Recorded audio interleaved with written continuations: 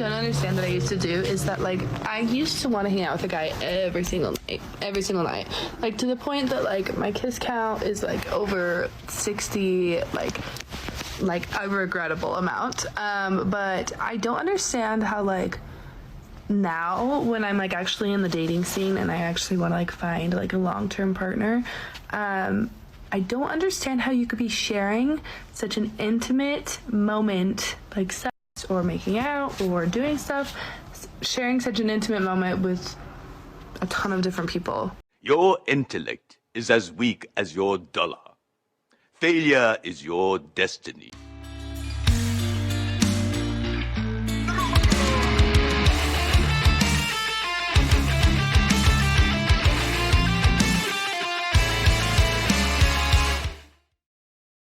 Gentlemen, I hope you're all doing well.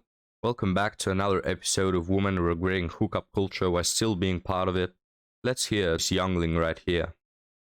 One thing I don't understand that I used to do is that, like, I used to want to hang out with a guy every single night, like, to the point that, like, my kiss count is, like, over 60, like. Her kiss count, gentlemen. Her kiss count. Yeah, I'd rather say I got my kitty destroyed by a child count. But right, women always try to downplay it. So even when they're making a TikTok saying that, yeah, they've been with a lot of dudes, and it's obvious, they still try and downplay it. Like a regrettable amount. But I don't understand how, like, now when I'm, like, actually in the dating scene and I actually want to, like, find, like, a long-term partner, I don't understand how you could be sharing such an intimate moment, like sex or making out or doing stuff, sharing such an intimate moment with a ton of different people. Like, this is coming from someone that has experience doing that. Mm-hmm. I don't know how I did that because I feel like I can have these amazing conversations and yada yada with all these friends. But the thing that a relationship adds to it is the fact that we do have sex, we are attracted to each other, and we do all that stuff. So, like, what differentiates your romantic relationships with your friendships if you are completely platonically having sex? I don't know. Someone do the math here, comment what you think. I don't know, but that's my opinion. I'll do the math. There's no difference. Men are not attracted to women with a high body count because it shows, a low commitment and a bad situation for a serious relationship. This is why men are not attracted to it. I mean, hell, there's a lot of reasons. But yeah, this is the main one. And my question is, why do you figure that out at 25 or something? I don't know, a lot of makeup. Why didn't you think of that before you went out with all those men?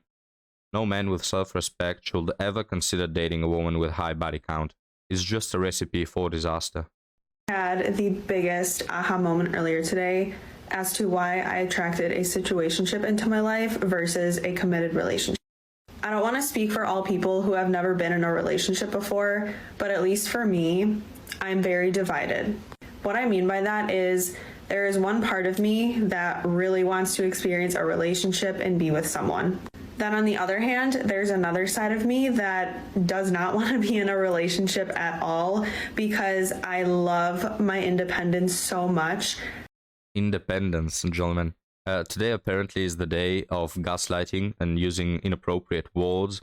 So I'll explain the two, aspects that you're talking about. One of them is your rationality, your reasoning, your brain is telling you, I should not hook up, I should find me a man because I don't want to spend my life alone and because that's, the rational thing to do and the healthy thing to do. And then there is your ego, your expectations, your narcissism that just want their options there. I mean, a lot of women nowadays, gentlemen, are afraid of commitment. They are afraid of marriage. They're afraid of having a boyfriend because it just cuts their options. They want all the attention. They want all the validation from different men. They want to, fulfill their egos and level up their narcissism. And this is why she's having a hard time. And we've covered this woman on the channel. Hell, I remember seeing her on Taylor's channel. Like, this woman has been making TikToks of being single and being inadequate in love for a good amount of years. So we have a future single mother slash single woman right here. Let's continue the story. And the thought of having to share my life with someone and just always having someone there freaks me out. Yeah, gentlemen, I'm gonna pause it again, but would you marry a woman who says that it freaks her out to have to commit? Guys, this is why I always say, and all the Manosphere channels, they say, if a woman has a high body count, it's an immediate no. She's for the streets and she should never deserve a man. And blue-pilled guys always think, oh, that's too harsh, man. If she loves you, what's the matter of the past? This is the matter. They're not good options. They're afraid of commitment. They're addicted to the anxiety. They make for bad wives. They make for a great deal of divorces, and they can steal all your crap or ruin your whole life. It's just so many red flags. So then, when you are in a situationship, you're kind of getting the best of both worlds. You serious? Because it's like, you're not really committed to this person, yet they're there when you want them. And I hate admitting this because for so long I put the blame on the person that I was in a situationship with, of like leading me on and manipulating me, which is true, but subconsciously, like without me even knowing it, that's what I wanted. Because when it comes down to it, I can't fathom the thought of having a long-term partner just because it's something I've never experienced before and it scares me. And that's not to say that I don't want a long-term partner, but I'm very afraid of it because I don't know what that's going to look like in my life. So I think when it comes to myself, I'm really trying to work on allowing myself to believe that just because I'll have a partner, it doesn't mean that that person's always going to be there. It doesn't mean that my independence is going to suddenly go away just because I have a boyfriend or husband or whatever the case may be. So yeah, that really clicked in my brain today as to why I was stuck in this cycle of being in a situationship so long. It's because I do have a subconscious fear of commitment because in a sense, I'm afraid that I'm going to lose all of my independence. How many times did you hear the word independence, gentlemen? Something that men don't want is to date a woman and also her independence. You know, there's a reason why it's called a couple. It's two people. Your independence can go out the window. I'm not saying you should be a slave, but whenever women focus so much on independence, it just means they have a low value in terms of commitment. They're not good for commitment. They're not willing to make compromises. They're not willing to, work through problems. Because whenever a problem appears, oh, my independence, my independence. So, madam, why don't you date your independence then? Why do you want a boyfriend? Well, I know, because you want to have your cake and eat it too. Well, you can't. You're going to end up single. No man is going to put up with you. If some simp makes the error of dating you, he's going to regret it. And you're going to divorce him because you don't respect him, because he doesn't respect himself either. These women are just ruins, man. They're ruins. And the problem is, if this was a single case, gentlemen, I wouldn't have this channel right now because no one would subscribe to me. No one would subscribe to the idea that this is somehow a problem in society. But the problem is, there are many women like this. There are many, many women like this. Some of them don't have TikToks. And gentlemen, talking about TikTok, God bless TikTok, from all the crap that has come from there. It's good because we learn, because we see this, and I can talk here to you and you can think to yourself, I'm never going to consider spending 5 minutes of my time with a woman like this. So, God bless TikTok. Let's continue. But I am working on it and it's going to get better, and I am no longer allowing myself to get into things with people unless it's going to be serious, because I don't want to keep repeating this terrible cycle that I was in for almost 2 years. So I really want to know who was the first girlie that thought it was a good idea to say, I'm going to just sleep with whoever and not get commitment, because you are lying to yourself. You clearly don't get anything out of it. And some girls be like, yeah, girl, it's so bomb and this and that and whatever. I bet commitment and him paying your bills and buying you the house and buying you the ring and buying you the car and then having his kids, and that level of commitment is so much better than just some SEGS. But I need to start a petition because y'all really do not get my mission. Hear me out. This hot girly summer, instead of sleeping around with 25,000 guys and you not even knowing who the baby daddy will be, which always use protection before he get the erection. No glove, no love, no barrier, no carrier.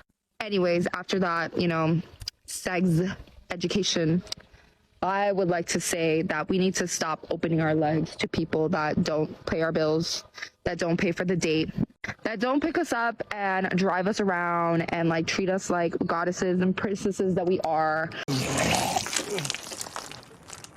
Because, honey, feminism and radical feminism has lied to you. You as a woman, you have massive power that like no one talks about, and hookup culture really only benefits men. I mean, we just carry more risk. I mean, think about it. Throughout history, and I'm not even gonna go through the history, but men, just get girls pregnant, and what do when they get some type of responsibility? Not all men, but I'm just saying according to local events, they will leave or cheat on you, or God knows what they'll do. And because of this hookup culture, then they're able to get the sexy time without having to invest in you. And just Gentlemen, damn, what a disturbing moment to pause the video, but whenever I think that women, I have this little suspicion that some women may be close to figuring out, how the whole dating world operates. Then we hear bullcrap like this. So this woman says, okay, hookup culture is bad, but instead of saying it's bad because I don't get commitment, because I don't get to be healthy, because I don't get to raise a family, because I'm not a good wife. No, it's bad because I don't get investment out of it. So the way I'm going to get investment is by, securing the relationship up front. So even when they do something good or something in the right way, it's for a bad motive. It's for, bad reasoning. So it's not good at all. Disgusting. Just remember this. Men like to invest. They like to invest, okay? That's why they invest in stocks, invest in real estate. What they invest in, they will truly treasure a lot more. They will value a lot more than just hitting it for free. So don't let that man milk you for free, okay? He has to buy the cow, and either commit to you, and he can't just be a freaking freeloader and milk it for free. Because I'm tired of going on dates where I'm thinking like, oh, I gotta always bring my money, I always gotta get paid, which is fine, just in case he does the whole, oh, you have to split it, or can you Venmo me, or he invites you on the trip and you're looking this freaking good, you get your nails done. Guys, honestly, I can't take any more of this woman. We're gonna end it right here. But on the last thought, I was talking on Discord with a few people and we were commenting on the server how YouTube is not a safe space for the manosphere. And it never ceases to amaze me, the things that are, good to fly on these spheres. Like this woman on TikTok, she can be talking about how to milk men, how to steal their resources, how to manipulate them. This is manipulation, how to gaslight them, and it's perfectly fine. But the moment you criticize these women for what they are, bad people, somehow you are the bad guy, But guys, what a honestly disgusting episode. I'm surprised the dog didn't die there. Maybe he was too shocked. But leave me your thoughts in the comments, guys, and I'll see you next time. Have a good one.